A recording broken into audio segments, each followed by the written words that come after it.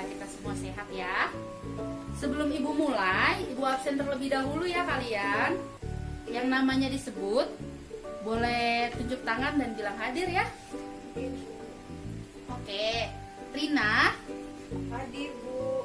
Duma. Hadir Bu. Ian. Hadir. Meno. Hadir Ibu Christine. Linda. Kok Linda nggak ada yang jawab ya? Ada yang tahu Linda kemana? Linda sakit Ibu. Tadi malam saya anterin dia ke klinik. Badannya demam. Gimana keadaan Linda sekarang? Sekarang sudah baik kan sih Bu. Dokter bilang dia kecapean. Oh begitu.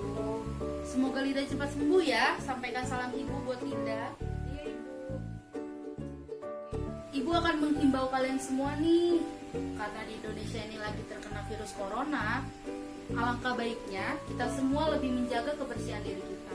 Ada yang tahu nggak gimana cara menjaga kebersihan diri sendiri? Saya Ibu. Oke, gimana Linda? Cuci tangan. Betul sekali apa yang Linda bilang. Dengan mencuci tangan pakai sabun akan mematikan virus yang berada. Wah, kelas kalian kotor banget sih. Iya nih Bu. Si Linda Bu, dia pikir nggak mau ngebersihin kelas Bu. Udah, kalian jangan ribut ya. Kita sekarang bersihkan bersama-sama. Ayo sekarang berdiri. Dilihat ke bawah, ada gak sampah di kanan kirinya? Kalau ada, dibuang ke tempat sampah ya anak-anak. Iya Ibu. Ibu beri waktu 3 menit. Wah, kelas kalian sudah bersih ya sekarang. Gimana perasaannya, nyaman kan? Nyaman Ibu. Nah, supaya kejadian itu tidak terulang kembali, biasakan ya membuang sampah pada tempatnya. Iya Ibu. Ya. Karena kelasnya sudah bersih, sekarang kita berdoa ya anak-anak sebelum mulai belajar.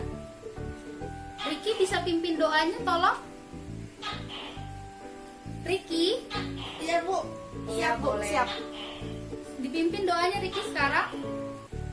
Teman-teman, sekarang kita berdoa sesuai dengan kepercayaan kita masing-masing. Berdoa dimulai. Berdoa selesai.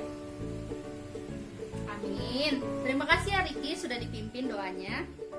Sama-sama Ibu. Oke, karena kelasnya sudah bersih dan kita sudah berdoa, sekarang kita mulai belajar ya anak-anak. Iya Bu, siap. Hari ini kita akan belajar bab baru yaitu pemasaran. Boleh dikeluarkan buku tulis dan buku cetaknya ya. Iya Ibu. Tolong dibuka halaman 57. Assalamualaikum warahmatullahi wabarakatuh. Selamat siang anak-anak. Bertemu lagi dengan Bapak Rizky dalam mata pelajaran ekonomi. Hari ini kita akan sedikit membahas tentang materi kita itu yang judul manajemen pemasaran usaha. Jadi di dalam manajemen pemasaran usaha itu terdapat pengertian.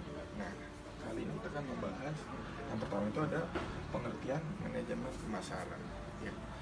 Apa sih manajemen pemasaran itu? Bapak ingin bertanya dari kalian, udah ada yang tahu tentang materi dari ini? Udah pernah sebelumnya dengan materi ini? Dari dia gimana? Udah pernah mengetahui tentang manajemen pemasaran usaha ini? Nggak tahu Pak. Oke.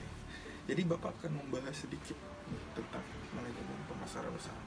Yang pertama itu adalah pemasaran ini sangat berpengaruh terhadap kegiatan perusahaan. Jadi pengertian manajemen pemasaran itu adalah salah satu kegiatan pokok yang dilakukan oleh perusahaan untuk mempertahankan kelangsungan perusahaannya yang dapat memperkembang dan mendapatkan laba.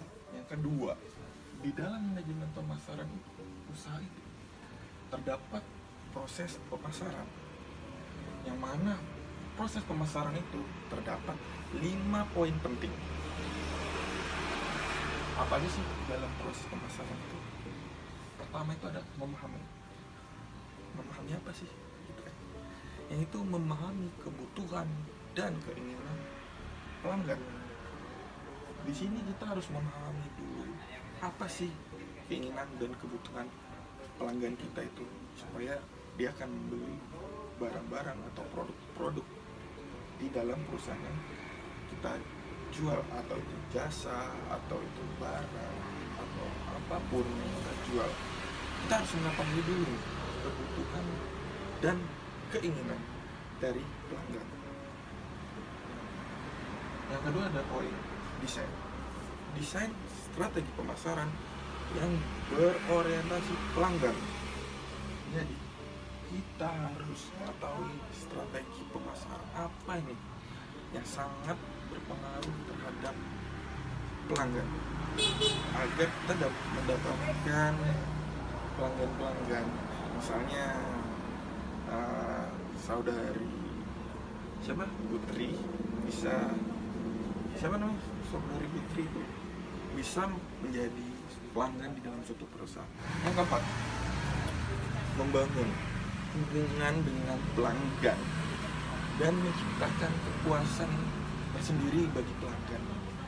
Di sini sebagai pelanggan, misalkan dari kalian ini membeli suatu barang atau jasa, itu pasti ada kesenangan tersendiri yang membuat kalian itu menjadi pelanggan setia.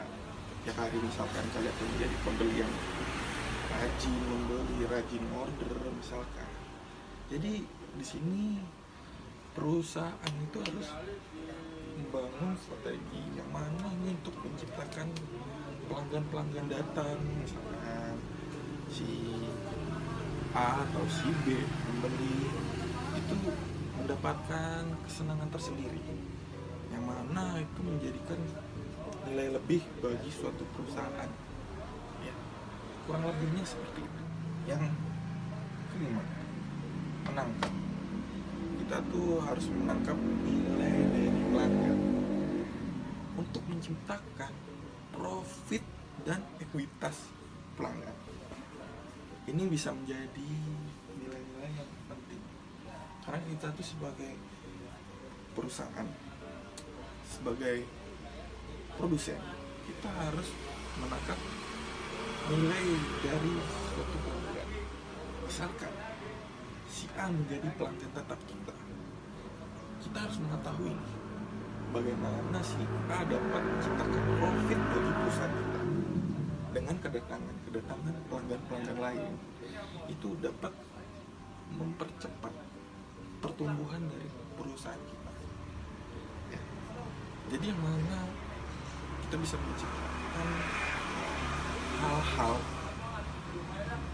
yang dapat saling berinteraksi antara pelanggan A dengan B atau pelanggan C.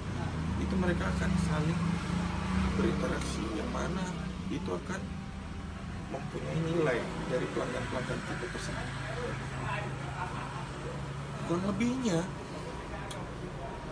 materi yang Bapak jelaskan tadi itu sudah Bapak jelaskan hari ini. Untuk kurang lebihnya minggu depan. Jadi kurang lebihnya itu tentang materi yang Bapak jelaskan hari ini. Jika ada pertanyaan, mungkin bisa kalian tanyakan ke Bapak di ruang guru. Sedikit saja materi yang bisa Bapak jelaskan buat kalian. Oke, selamat pagi anak-anak. Pagi. Tadi sudah dibuka sambutannya dengan Ibu Christine dan Pak Rizky. Ada yang udah tadi kan udah disebutkan juga namanya oleh Pak Rizky Akira dan Bu Christine. Oke, saya dengan biar lebih kenal lebih dekat aja ya. Saya akan memperkenalkan diri saya lagi. Nama saya Pak Rahman. Nama panjang saya Pak Rahmat Riyadi. Saya tinggal di Jakarta juga. Oke, saya akan menjelaskan pemasaran. Pemasaran itu terbagi menjadi dua ya, yaitu pemasaran yang memiliki ruang lingkup satu, pemasaran lingkungan mikro, yaitu lingkungan yang kecil, terus lingkungan makro yang ruang lingkupnya besar ya. kalau berbicara lingkungan mikro itu, ada yang sudah paham seperti apa gambarannya?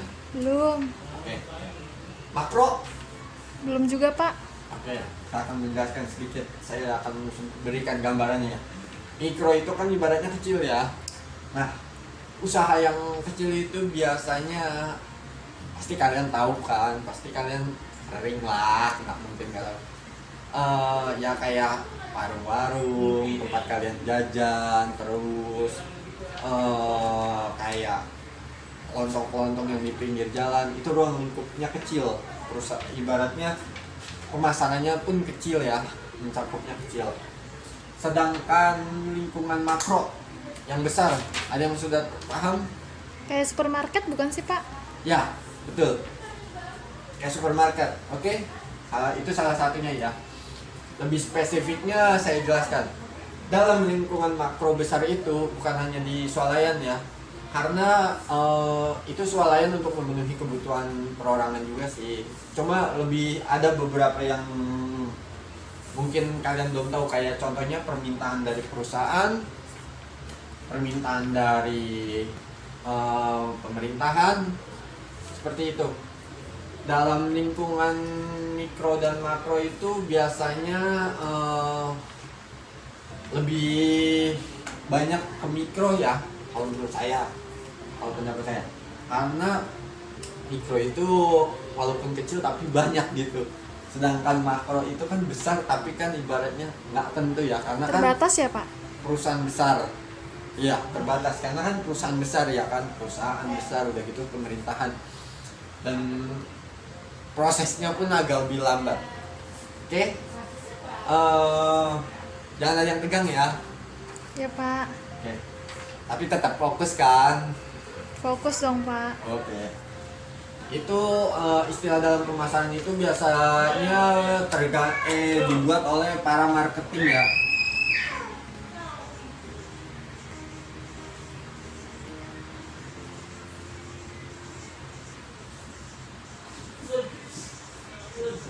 Oke, di sini marketing itu bisa dibilang tokoh. Apa itu tokoh? Tokoh itu orang yang berperan dalam menjaga keseimbangan penjualan. Nah, marketing ini memiliki istilah 8, biasanya 4 awalnya 4P, setelah 4P.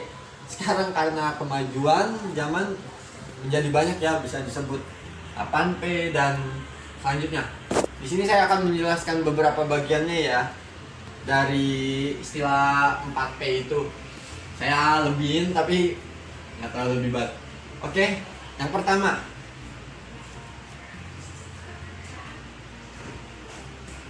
Oke. Di sini ada produk, price, promotion, place, process, dan satu lagi productivity dan quality.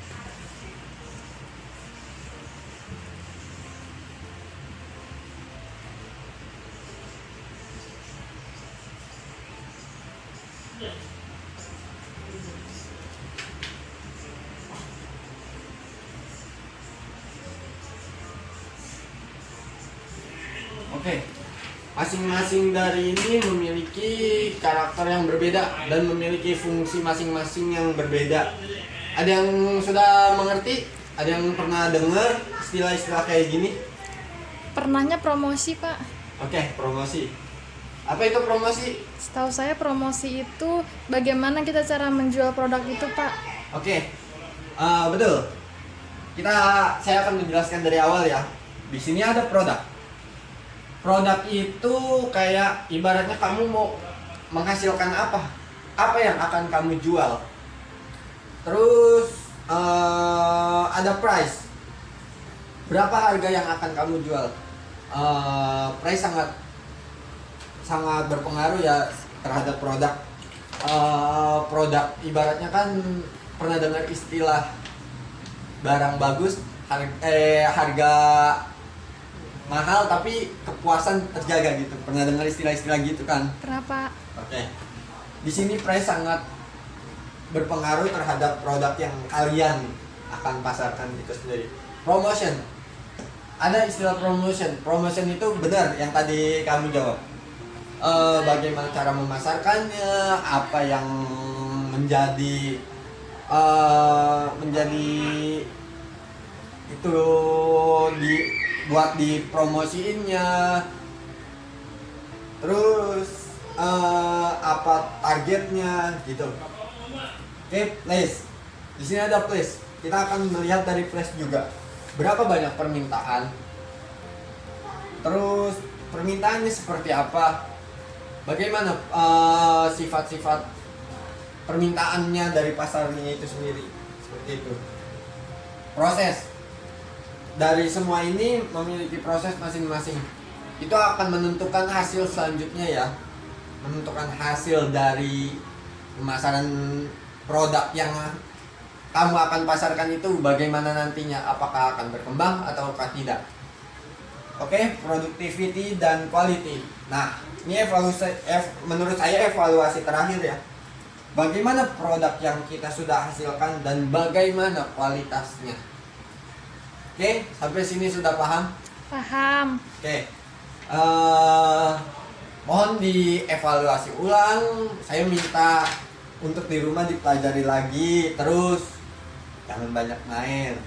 Oke, ini bisa buat menjadi nanti kamu ke depannya, buat usaha kamu ke depannya. Oke, sekian dari kami. Pelajarannya cukup sekian ya.